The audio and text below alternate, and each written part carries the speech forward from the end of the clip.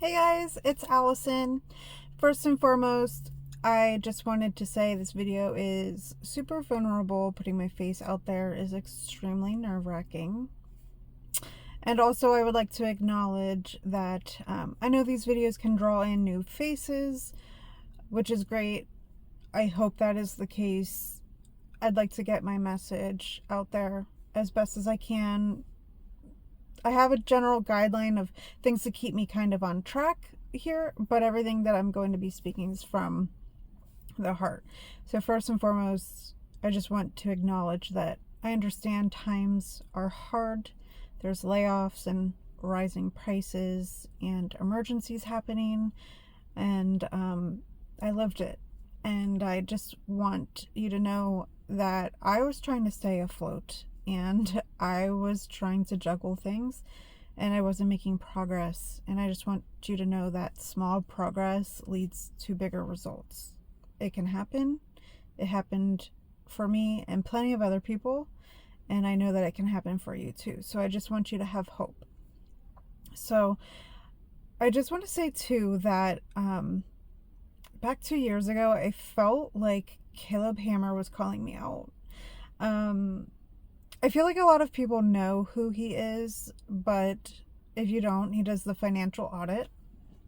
And he basically goes through people's spending habits and their expenses and calls them out on their BS, their shitty spending. And so I've been on this perpetual debt-free journey for years and years and years, my entire adult life. And I was just kind of spinning in circles. And I had my I had it moment. I was at a point where I was trying to stay afloat and I was really not doing well. So back August 2022, in that I've had it moment, my infamous notebook here, that's where it all began. So I had been watching Caleb Hammer for several months. He was actually brand new at the time.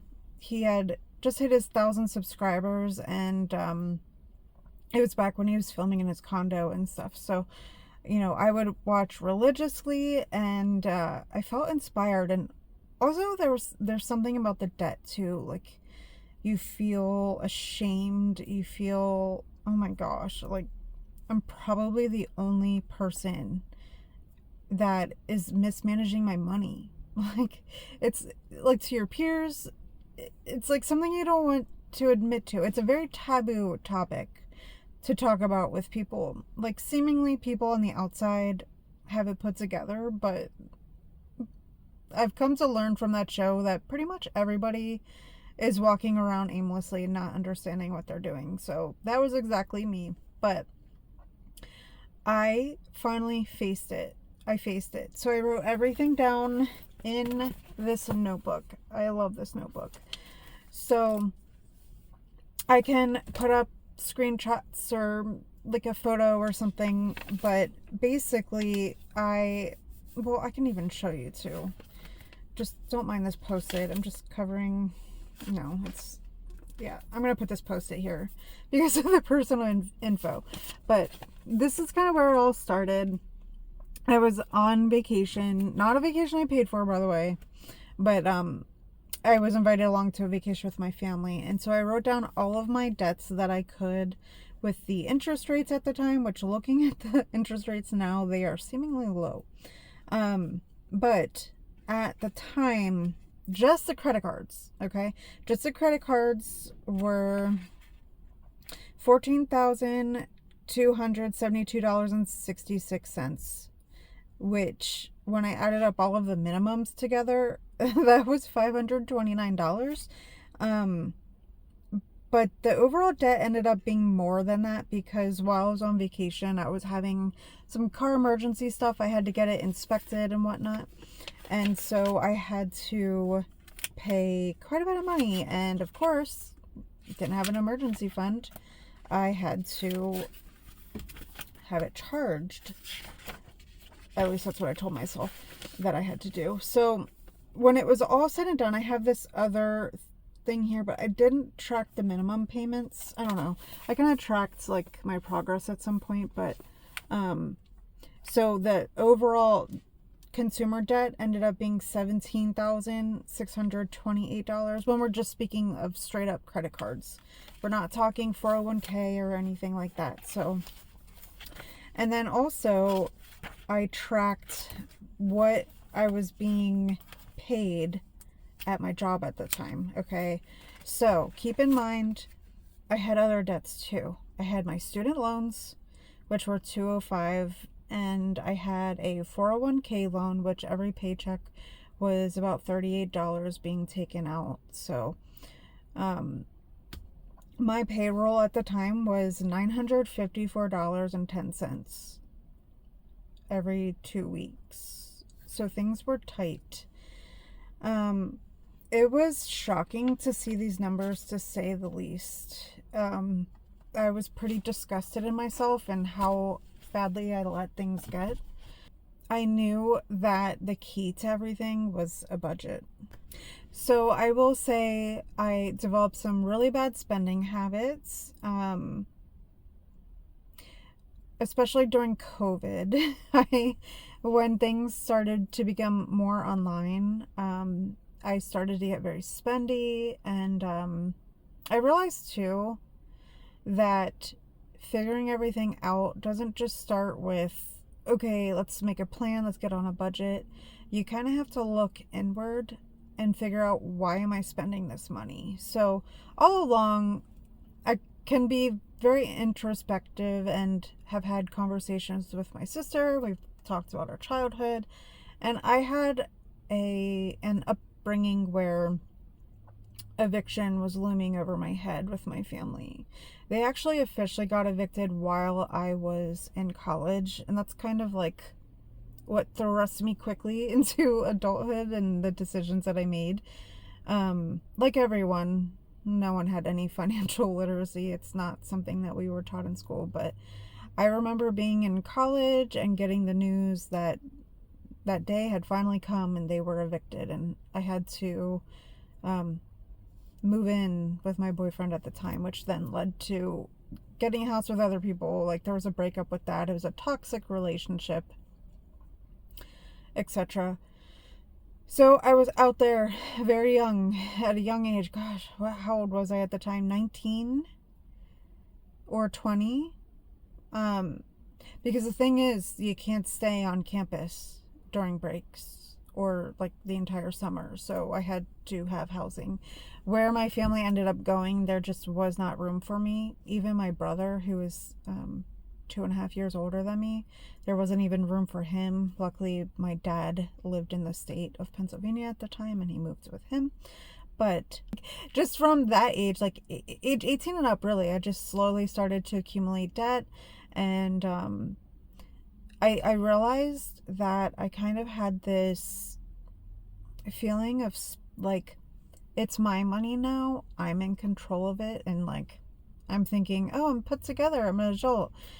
And so I was mismanaging my money and just spending it at times on things that I wanted. I thought that I was ahead in life because I had all of my bills paid to date. I was accumulated debt. They weren't paid off, but I was making my bills. And there was times that I wasn't. There was times where there was hard times, and I was trying to figure out what utility bill I was going to pay before it shut off. It was like this risky game of Jenga that eventually all of the blocks will fall down if you pull the wrong one. I've loved those days. I've loved those days of deciding, do I pay the lights or do I pay the internet? But all thanks to Caleb, after all that introspection and realizing I needed to change, like, that was the catalyst for me to finally say, what I'm doing isn't working. I feel like I'm every other guest on this show, that I'm drowning in debt. Because that's always everybody's excuse. Well, I pay my bills. Okay. You're not going to make your any progress by just paying the minimums. But all that to say, I realized that I had triggers when it came to spending. again, back to COVID, I spent money to cope. My adult life, I realize if I'm emotional or stressed, spending money feels good. It's a little bit of a dopamine hit. So that is one thing that I will say is you really need to figure that out if you want to actually make progress, is looking at your money habits. Why do you spend money? It's a hard pill to swallow. It's hard to hold a mirror up and do that, but I promise you, you have to do that step and look at why you have a relationship with money the way that you do. Once you start there, then that's when you can make true progress, in my opinion. So after watching Caleb Hammer for some time, I was trying to figure out what is the tool, like how am I going to budget my money? That was an obstacle in itself. And there's so many different budgeting tools and apps and that sort of thing out there, or styles of budgeting. When I was watching his channel, I ended up discovering the cash stuffing method. And, that's not for everybody, but for me, as a very visual learner, hands-on, needing the physical cash, seeing it disappear, that was very helpful for me. So I started watching him in June. Okay. August was my I've had it moment. And I wrote it all down and was like, okay, let me figure this out. How do I move forward? Then end of September is when I began cash stuffing. So I did a zero-based budget. So that meant that every single dollar that came in had a job, it had a purpose. In the past, it was willy-nilly. It was pay my 4 walls, pay my bills, groceries, and then, the rest was just kind of willy-nilly. It was just free will, do whatever you want, which isn't good. You're not going to make progress that way. So every dollar had a purpose. And the thing too was my debt wasn't just frivolous. It wasn't just irresponsible. It was emergency after emergency. It was putting 6-month premiums of car insurance. It was car situations. It was cat situations. It was everything. So it was life plus a lot of irresponsibility meshed together, and just poor habits, and quite frankly, living outside of my means. If you want to get out of debt, you do have to make sacrifice. You have to live below your means. And so in order to make sure that you're doing that, you need to get on a budget. So that was my strategy and how I went forward. So at first, there wasn't real progress with the debt payoff. It was a lot of getting used to the budget and also playing catch up, essentially. So, I was once in a place where I was using my credit card to pay for a 6-month premium on my car insurance. And then it was, once I started budgeting, I kind of had to play catch up because the 6-month premium was about like 2.5 months away. So I had to stash cash for that amongst other things that I was just credit card, swipe it. So in the beginning, there wasn't much progress. I was just starting to pick up momentum. And then July of 2023, I ended up having emergency eye surgery. So if you are new to my channel, if you've not been here, I've not always been a full-time glasses wearer. So in June of 2023, I was going into my eye appointment, and it was just a standard appointment to get an update on lenses because I do wear glasses at a computer. And while I was there, I had a hair in my eye was irritated, and things just kind of progressed from there. It was actually very weird timing. at the time, my now fiance was in Washington State at a wedding, and I was supposed to go with him, but my gut was telling me, don't go, don't go, don't go. And I'm so glad that I didn't, because it all played out the way that it did. And so after 3 weeks in a row of going to my eye doctor, by that point my retina had detached. And so I went in for emergency surgery for my retina detachment, and my retina had detached for too long. I was supposed to only be out for what they say is about 2 weeks, but I ended up being out of work for about 2.5 months. It turns out that I became legally blind. I couldn't be diagnosed yet until when was it? End of October, mid to end of October is when I was able to like finally go in, and like 2 months post-op situation, and go in for a glasses lens update and whatnot. And that was the point in which it's like, okay, this is where you're gonna sit. And so I had become legally blind. So I stayed on top of my finances. I was lucky in the sense that my short-term disability covered 100% of my pay.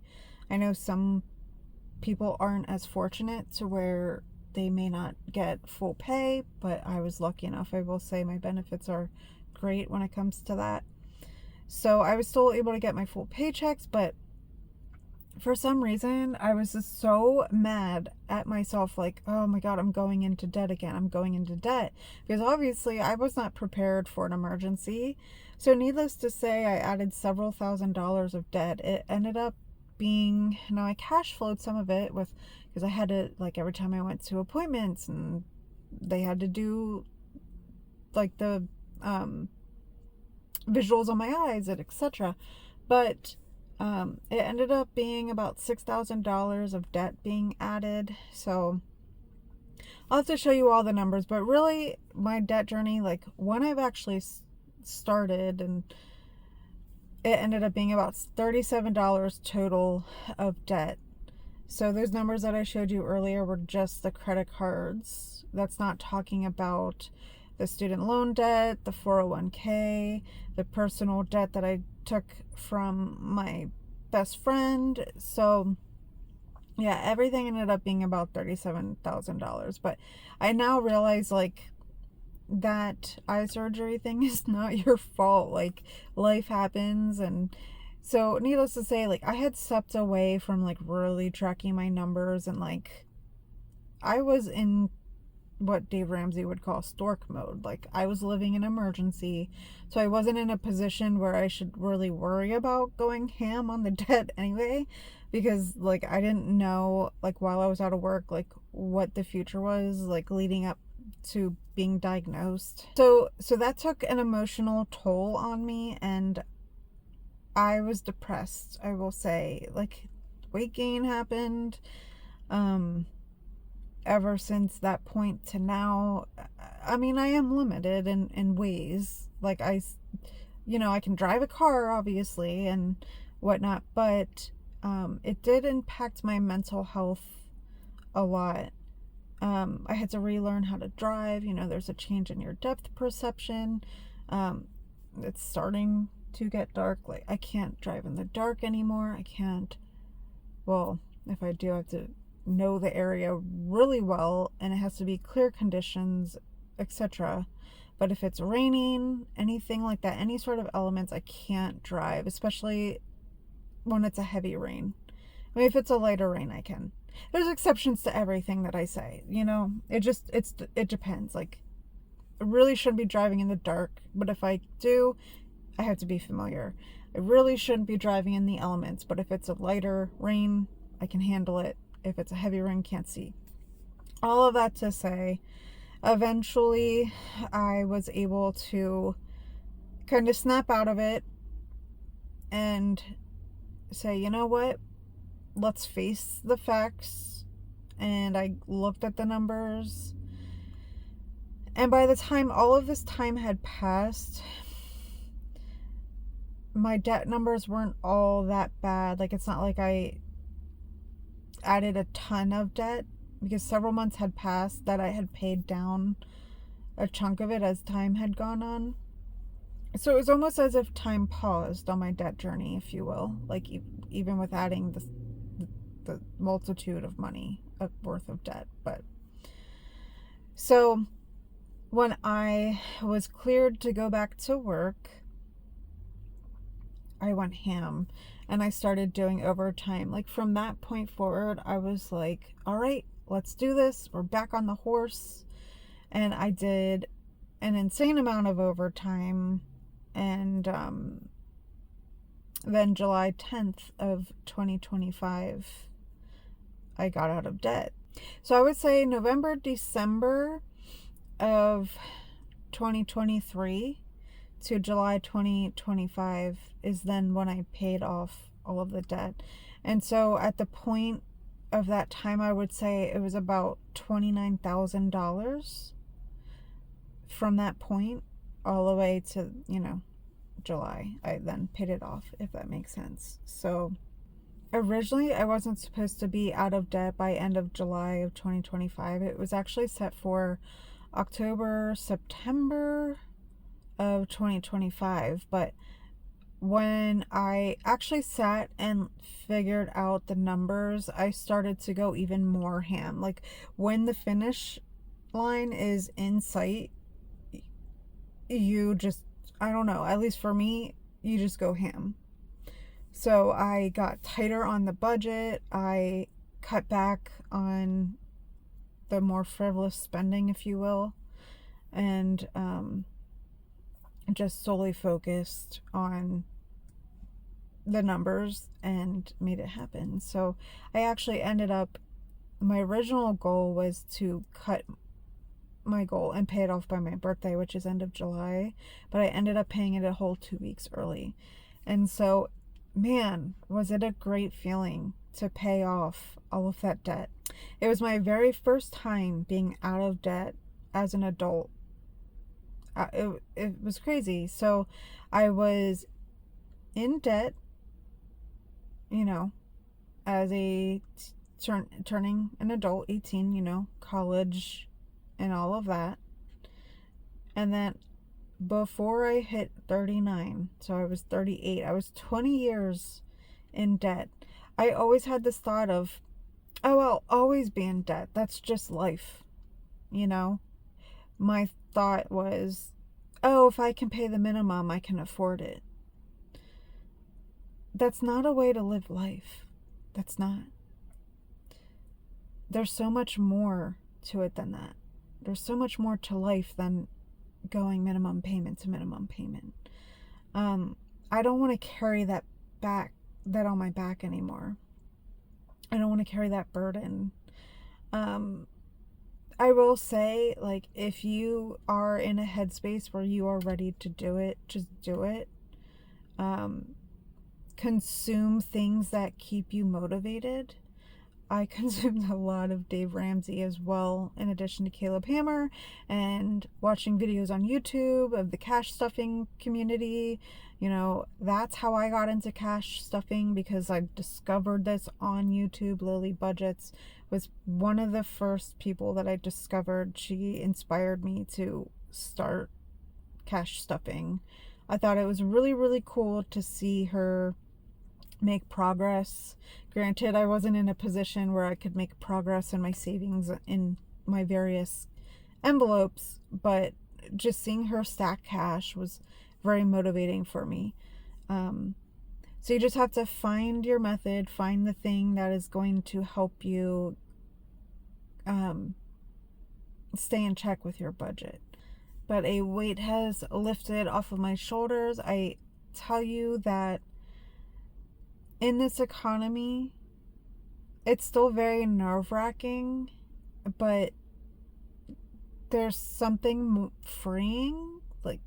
They always say that. It sounds so cliche, but there is something so freeing that you can breathe knowing that you don't have debt. Don't get me wrong, that doesn't mean that I'm never going to utilize debt in my life.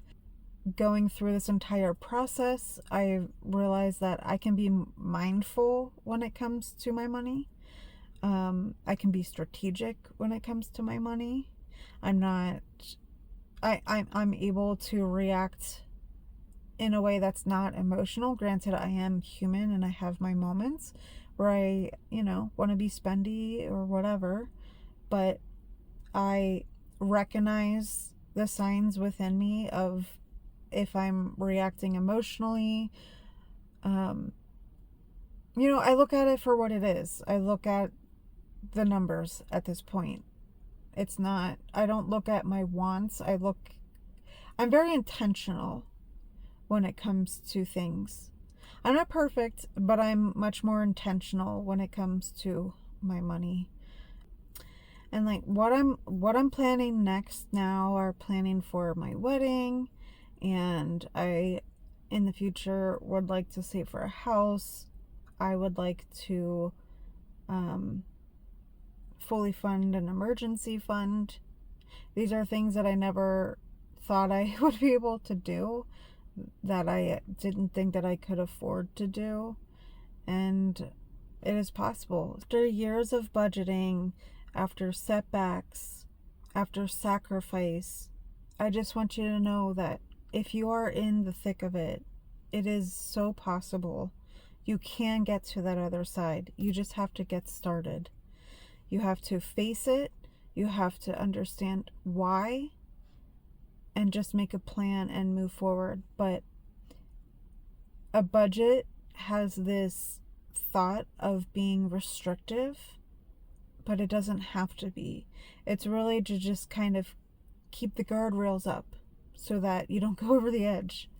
Or like a bowling lane. It's like the bumpers, that we can bounce in between, but you don't go outside into someone else's lane.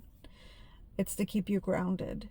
So I had this negative thought of budgeting, and I'm absolutely obsessed. I wish I would have started sooner. I absolutely wish that I started sooner. Budgeting completely changed everything, because that is when I was able to be intentional with my money, to know where all of my money was going, to pay my 4 walls, to pay like the groceries, all the things, and then what do I have left over after I cover all of the future things that I need to save for, the expenses that I have now. Then I was able to figure out what can I throw to debt. And I don't think that I mentioned, but my strategy for paying off debt, it started off mainly the debt snowball, but within it I started to kind of change things up and do the debt avalanche. There's a lot to get into, like why I made those decisions, but I will say, like, starting the debt snowball is so great because you get those small wins of like paying off the little tiny debts and then just rolling those minimums into the next minimum and like throwing more at the next debt and the next debt. Like, momentum builds, and it builds quickly. Just kind of like interest, like when you're knocking off that interest after a period of time, like that balance is cut down quickly. So just find a strategy that works for you. There's no wrong way, there's no right way, like whatever works for you. But I hope this video makes you feel that it is possible. I know that it is. I'm proof of that. And if you are still here, I appreciate you watching, and leave me a $ emoji down below or some sort of currency that lets me know that you stayed to the very end. I'll see you in the next one. Bye.